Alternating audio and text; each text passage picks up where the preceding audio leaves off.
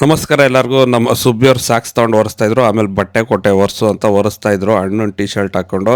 ಹಂಗೆ ಆಟ ಆಡ್ತಾ ಇದ್ದಂಗೆ ಏನು ರೌಡಿ ಆಗಿಬಿಟ್ಟವ್ರೆ. ಆಮೇಲೆ ಕತ್ರಿ ತೊಗೊಂಡು ಆಟ ಆಡ್ತಾಯಿದ್ರು. ಇವರಿಬ್ಬರು ಫೈಟಿಗೆ ಬಿದ್ದರು. ಕಸ ಗುಡಿಸ್ತಾಯಿದ್ರೆ ದಾರಿ ಬಿಡ್ತಾಯಿಲ್ಲ. ಅಮ್ಮ ಮಗ ಸೇರಿ ಸೈಡ್ಗೆ ಎತ್ತಾಕಿದ್ರು.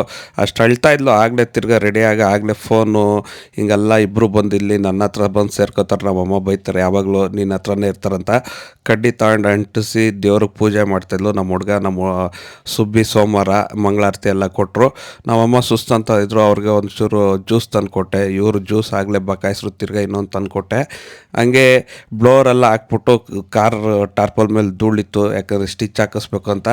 ಇವ್ರಿಗೆ ಧೂಳೆಲ್ಲ ಹೊಡ್ಕೊತಾ ಇದ್ದಂಗೆ ಇದೊಂದು ಸ್ಟಿಚ್ ಇತ್ತು. ಇವ್ರ ಜೊತೆ ನಾನು ಆಟ ಆಡ್ಕೊಂಡು ಬ್ಲೋರಲ್ಲಿ ಅಷ್ಟೊತ್ತಿಗೆ ನಮ್ಮ ಸುಬ್ಬಿಯವ್ರ ಮೇಲಕ್ಕೆ ತೊಗೊಂಡೋದ್ರು. ಕಾರ್ ಟಾರ್ಪಲೆಲ್ಲ ತೆಗೆದ್ಬಿಟ್ಟು ಗಾಡಿಗೆ ಹಾಕ್ಕೊಂಡು ನಮ್ಮ ಭಾಸ್ಕರ್ ಸೀಟ್ ಅಂಗಡಿಗೆ ಹೋದೆ. ಪಾಪ ಅವರು ಇಲ್ಲ ಅನ್ನಲಿಲ್ಲ, ಬೇರೆಯವರಾದರೆ ಹೊಲಿತಾ ಇರಲಿಲ್ಲ. ಪಾಪ ಅವರು ಹೊಲ್ಕೊಟ್ಟು ಅವ್ರ ಬಟ್ಟೆ ಎಲ್ಲ ಗಲೀಜು ಮಾಡ್ಕೊಂಡ್ರು ಈ ಥರ ನನಗೋಸ್ಕರ. ಅಲ್ಲಿಂದ ಬಂದು ಟಾರ್ಪಲ್ ಹಾಕಿದೆ. ಗ್ಲಾಸಿಗೆ ಒಂಚೂರು ಡೆಂಟ್ ಬಿದ್ದಿತ್ತು, ಏನು ಮಾಡೋಕ್ಕಾಗಲ್ಲ ಅಂತ ಟಾರ್ಪಲ್ ಹಾಕಿದೆ. ಇವರು ನಾನು ತೂರೋಕ್ಕಾಗಲ್ಲ ಆ ಕಡೆ ಅಂತ ಇವ್ರು ತೂರಿದ್ರು. ಅಷ್ಟೊತ್ತಿಗೆ ಬಜ್ಜಿ ಎಲ್ಲ ತೊಗೊಂಡೋಗಿ ಕೊಟ್ಟೆ. ಇವರು ಬಜ್ಜಿ ತಿಂತಾ ಇದ್ದಂಗೆ, ಏನೋ ಖಾರ ಆಯ್ತಾ ತಿನ್ನಲ್ವಾ ನೀನು? ಖಾರ ತಿನ್ನಲ್ವಂತೆ, ಬರೀ ಕಡಲೆಕಾಯಿ ಬೀಜ ತಿನ್ನೋದಂತೆ. ಹಂಗೆ ನಮ್ಮ ಹುಡುಗನಿಗೆ ಸೊಪ್ಪು ತಿನ್ನಿಸ್ತಾ, ಸೊಪ್ಪು ತಿನ್ನಲ್ಲ.